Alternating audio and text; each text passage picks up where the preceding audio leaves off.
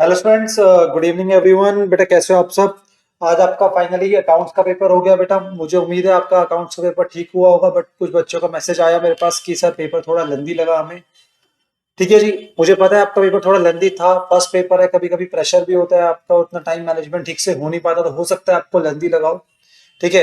अब next paper आपका law का पेपर है, तो मैं चाहता हूँ आपका टोटली फोकस जो लॉ के ऊपर हो। बस थोड़ा सा मैं आपसे जो पेपर आज का डिस्कस करना चाहता हूँ, बहुत ब्रॉडली डिस्कस करूंगा, डीप में जाके बिल्कुल डिस्कस नहीं करूंगा। उसके बाद जब आपके एग्जाम खत्म हो जाएंगे, इसके पूरे सोल्यूशंस मैं आपको प्रोवाइड कर दूंगा। ठीक है, बट फिलहाल के लिए अभी हम सिर्फ ब्रॉडली डिस्कस करते हैं पेपर के अंदर कौन कौन से क्वेश्चन थे, कहाँ कहाँ से आए थे। जैसे क्वेश्चन नंबर 1 जो हमारा कंपलसरी क्वेश्चन है, एएस से आता है, आपको पता ही अच्छे से, और 30 मार्क्स अगेन एएस से आए इस बार। ठीक है, और हम ये चर्चा करते हैं क्वेश्चन नंबर 1 और 6 पर पहले। ठीक है, और हमेशा मैंने आपको कहा था क्लास के अंदर भी और वीडियो में भी कि क्वेश्चन नंबर 1 एंड 6 पे फोकस करके जाना। अगर आपने मेरे समरी के नोट्स ढंग से पढ़े हो, ठीक है जी, जो मैंने आपको इंपॉर्टेंट क्वेश्चंस की लिस्ट प्रोवाइड करी थी, ठीक है, अब उसके अंदर अब मैं आपको दिखा देता हूं जो एएस 10 है। एएस 10 का फर्स्ट क्वेश्चन जो मैंने यहाँ पे अपनी इंपॉर्टेंट लिस्ट में डाला हुआ था, ठीक है जी, आप चेक कर लो। एज इट इज वही क्वेश्चन आपके एग्जाम में फर्स्ट क्वेश्चन आया बेटा। जो मैंने इंपॉर्टेंट क्वेश्चंस की लिस्ट दी थी उसके अंदर एज इट इज यही क्वेश्चन आया आपका।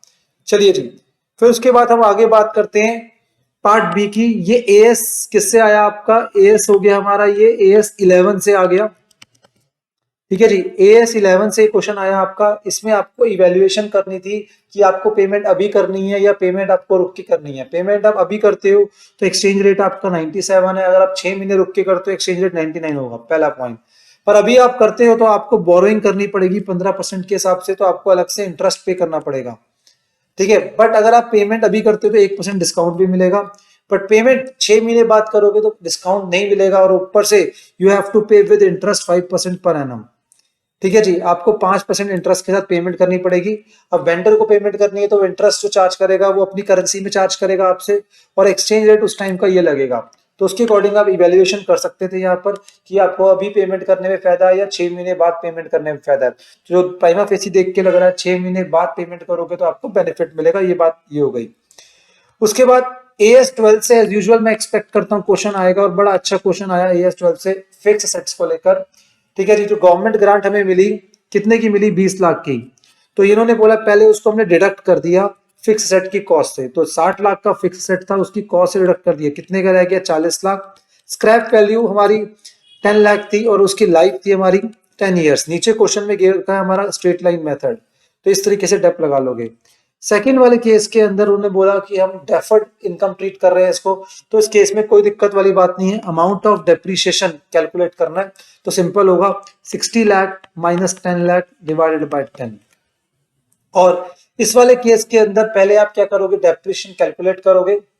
ठीक है, उसके बाद अब यहाँ पर जो हमने एसेट लिया 1 अप्रैल 21 को लिया था, तो फर्स्ट ईयर का पूरा डेप लग गया। सेकंड ईयर के एंड में जाकर हमें 4 लाख की जो गवर्नमेंट ग्रांट है वो रिफंड करनी पड़ गई, जो कि एसेट की कॉस्ट में एड बैक हो जाएगी, बिकॉज शुरू में हमने उसको लेस करा था।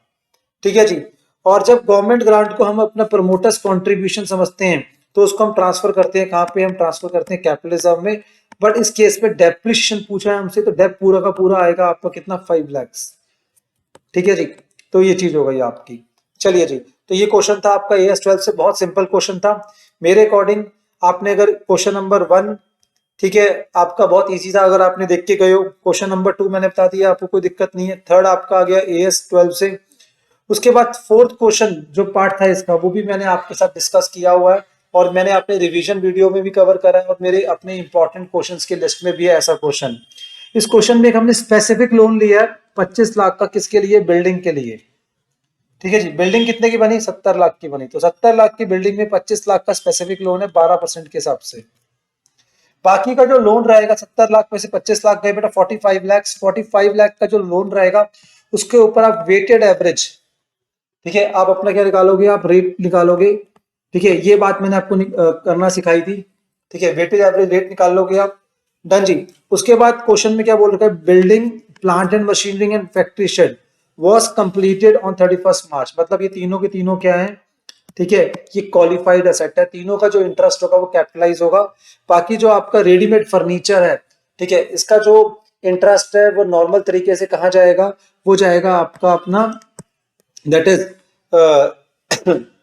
आपका प्रॉफिट एंड लॉस के अंदर। तो क्वेश्चन अगेन बहुत सिंपल था, कोई बहुत आउट ऑफ द वे जाके नहीं आया था। ठीक है जी, ये थोड़ा सा आपका टेक्निकल था, मैं मानता हूं आपका क्वेश्चन 11, ठीक है, बट इसमें भी आपको अगर दिमाग लगाते तो हो जाता आपका क्वेश्चन ये वाला। ठीक है, कुल मिला के आपका जो क्वेश्चन नंबर 1 है, क्वेश्चन नंबर 1 में AS16 कवर कर गया, AS11 कवर कर गया, AS12 कवर कर गया आपका। ठीक है, तो AS10 4 मेजर एएस इन्होंने कवर कर दिए आपके, जो मुझे हमेशा उम्मीद होती है इनमें से क्वेश्चन आएगा। ठीक है, क्वेश्चंस नॉर्मल क्वेश्चन थे, बहुत टफ नहीं थे। ठीक है, बस माइट भी हो सकता है अगर आपको लेंथी लगाओ पेपर, क्यों, क्योंकि फर्स्ट पेपर था। उसके बाद मैं जल्दी से आ रहा हूँ क्वेश्चन नंबर 6 पर पहले आपके साथ। क्वेश्चन नंबर 6 में आपको मैं दिखाना चाहता हूँ, जो यूजुअली मैं बोलता हूँ कि एग्जाम में जाके आपको पहले यही अटेम्प्ट करना था।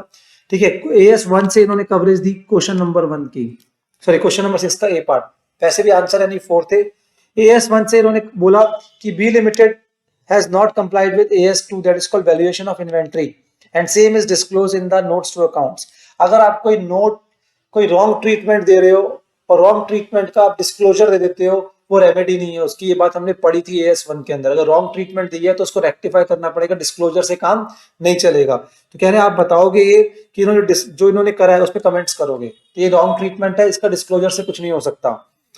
उसके बाद कुछ ये क्वेश्चन है, इस क्वेश्चन के अंदर इन्होंने क्या बोला है, हमने बिल्डिंग सेल कर दी 10 लाख की, ठीक है, 1 मार्च को। The buyer has paid full amount and taken the possession of building. ठीक है जी, और बिल्डिंग की बुक वैल्यू 4 लाख है। 31 मार्च तक डॉक्यूमेंटेशन लीगल फॉर्मेलिटी पेंडिंग है। The company has not recorded the disposal. Sir यहाँ पे कॉन्सेप्ट लगेगा सब्सटेंस ओवर फॉर्म। मैं बताता हूँ, एक्चुअल में बिल्डिंग जा चुकी है, एक्चुअल बिल्डिंग सेल हो चुकी है, टैक्स में पढ़ते हो आप, तो यहाँ पे आपको ट्रांजैक्शन रिकॉर्ड कर लेना चाहिए था, और उन्होंने रिकॉर्ड नहीं करा, फिर गलत करा। D limited prepare its account on cash basis and same is not disclosed. आप cash base of accounting follow कर रहे हो, पहली बात तो आप क्या हो, कंपनी हो। कंपनी जो है accrual base of accounting follow करेगी एज पर सेक्शन 128, और आप कैश बेस फॉलो कर रहे हो, डिस्क्लोज भी नहीं करा, गलत है एकदम। ठीक है जी, उसके बाद आपने सिग्निफिकेंट अकाउंटिंग पॉलिसीज जो आपने फॉलो करी प्रिपरेशन ऑफ फाइनेंशियल स्टेटमेंट्स में, वो आपने डायरेक्टर रिपोर्ट में दिखा दी नहीं, उसको आपको नोट्स टू अकाउंट्स में दिखाना कंपलसरी था। ठीक है, तो चारों ट्रीटमेंट कंपनी ने गलत करी है यहाँ पर।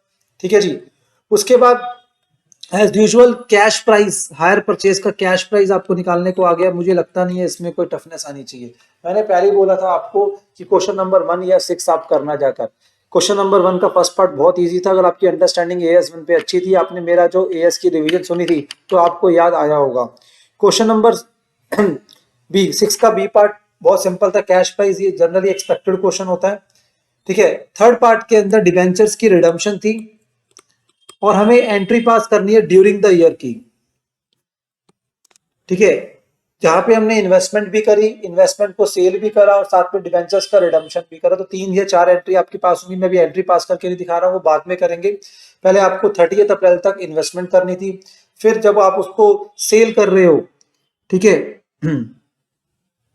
सॉरी आप रिडीम करोगे आप, ठीक है, तो रिडम्पशन के टाइम पे सबसे पहले वो इन्वेस्टमेंट को सेल करोगे। देखो, इन्वेस्टमेंट हमने 30 अप्रैल तक कर ली, इन्वेस्टमेंट सेल करोगे, डिबेंचर्स को रिडीम करोगे, 3 एंट्री आपकी यहाँ पे करोगे, आप काम बन जाएगा आपका। उसके बाद इन्होंने क्या बोला आपको, नेक्स्ट क्वेश्चन आपका, ये क्वेश्चन आपका इंट्रोडक्शन में से आया है। मैं हमेशा बोलता हूँ इंट्रोडक्शन में से आपका 1 से 2 क्वेश्चन आते हैं, इस बार 1 क्वेश्चन आया है आपका, और वो भी कैपिटल मेंटेनेंस के ऊपर आया है। ये क्वेश्चन भी मैंने अपने इंपॉर्टेंट क्वेश्चंस के लिस्ट में कवर अप करा हुआ था बेटा, अगर आप ध्यान से देखेंगे जाकर तो इस क्वेश्चन को भी मैंने कवर करा हुआ था।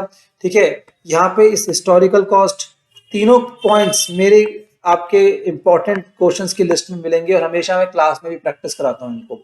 ठीक है जी, तो यहाँ पे अगर मैं बात करूँ आपकी एएस की, एएस में आपके, ठीक है, क्वेश्चंस बड़े सिंपल क्वेश्चंस थे, बहुत ज्यादा टेक्निकल क्वेश्चंस नहीं थे। एक सिर्फ AS11 का थोड़ा सा इसमें एप्लीकेशन ऑफ माइंड था, वो मैं एक्सपेक्ट करता हूँ इस लेवल पे आपका होना चाहिए था। चलिए जी, यहाँ से हम आगे बढ़ते हैं। ठीक है, क्वेश्चन नंबर 6 भी आपका हो जाना चाहिए था मेरे अकॉर्डिंग, बहुत टेक्निकल नहीं था। 40 मार्क्स यहाँ तक आपके सिक्योर हो सकते थे अगर आपने AS पे अच्छी कमांड थी और थोड़ा बहुत आपको अच्छे से हायर परचेज वगैरह आता था। अब इस बार CA इंस्टीट्यूट ने हायर परचेज से 2 क्वेश्चन देती है, एक तो 5 मार्क्स में कैश प्राइस वाला, और एक आपका आगे 10 मार्क्स का क्वेश्चन। ठीक है जी, यहाँ पे हमने 2 असेट्स परचेज करे, उस पर्सन ने हाफ ईयरली इंस्टॉलमेंट थी। अब इतनी सारी इंस्टॉलमेंट देख के डरना नहीं है हमें। ठीक है जी, अब इन्होंने इंटरेस्ट था 8% per annum, installment payable towards principal and interest, depreciation ये हो गया। हमने 3 हाफ ईयरली इंस्टॉलमेंट पे करी, बट फोर्थ इंस्टॉलमेंट पे करने में हम डिफॉल्ट कर गए। सेकंड ईयर के एंड में आते आते हम डिफॉल्ट कर गए, सेकंड ईयर के एंड तक। ठीक है, हमारा जो लाइक आपका जो हाँ जी, तो हमारा जो है ये लाइक डिफॉल्ट हो जाएगा। ठीक है, इन्होंने बोला आपको कुड नॉट पे द इंस्टॉलमेंट ड्यू ऑन 31 मार्च 2023। तो ये जो इंस्टॉलमेंट थी ये हम पे नहीं कर पाए।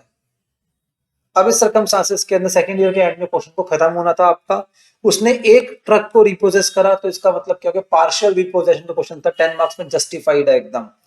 ठीक है जी। और रिपोजेशन जो ये 25% उसने डेप लगाया, मशीनरी अकाउंट आपको बनाना था, और आपको हायर वेंडर अकाउंट आपने इन दी बुक्स ऑफ दैट इज आपका मॉन्ट्रिक लिमिटेड 31 मार्च 23 तक आपने बनाना है। 31 मार्च 23 मतलब क्या हो गया, सेकंड ईयर के एंड तक आपने बनाना है। तो क्वेश्चन वॉज सिंपल, बहुत सिंपल क्वेश्चन था, बस एक ही पॉइंट था इसके लिए, हाफ ईयरली इंस्टॉलमेंट थी। ठीक है, तो एक साल में 2 इंस्टॉलमेंट रिकॉर्ड होनी थी और कुछ भी नहीं था इस क्वेश्चन के अंदर। उसके बाद इसी का बी पार्ट जो अगर बात करूं मैं, इन्वेस्टमेंट से आया था। इन्वेस्टमेंट से 10 मार्क्स का क्वेश्चन था, अगर बच्चा बहुत कूल होके भी करता। ठीक है, इसके अंदर हमने कुछ ट्रांजेक्शन रिकॉर्ड करे थे, किस चीज के, ठीक है, आपके बॉन्ड्स परचेज करे थे, और बाकी मेजरली हमारा equity share, equity share, equity shares, bonus, ठीक है, शेयर, और यहाँ पे बॉन्ड को सेल करा। डन जी। और मेरे को लगता नहीं इन्वेस्टमेंट अकाउंट हमने बनाना था। ठीक है जी, और यहाँ पे कुछ भी नहीं था आपका, बॉन्ड्स के 2 ट्रांजेक्शन थे, बाकी इक्विटी शेयर के थे। 10 मार्क्स का क्वेश्चन था, तो यहाँ तक 60 मार्क्स का पेपर मेरे को ऐसा बहुत बड़ा इसमें टफ लगा नहीं, नॉर्मल था। मैं बिलो पार भी नहीं बोलूंगा, एक नॉर्मल पेपर था आपका, जो होना चाहिए था आपके लेवल के हिसाब से। ठीक है, क्वेश्चन नंबर 3 का फर्स्ट पार्ट डिपार्टमेंट से आया आपके। डिपार्टमेंट से जो क्वेश्चन आया आपका 10 मार्क्स का आया। पता है ये क्वेश्चन कौन सा क्वेश्चन हम क्लास में बहुत करते हैं, जहां पर एक डिपार्टमेंट ए ने गुड्स दिए बी को, और बी ने सारे के सारे गुड्स किसको दे दिए, सी को।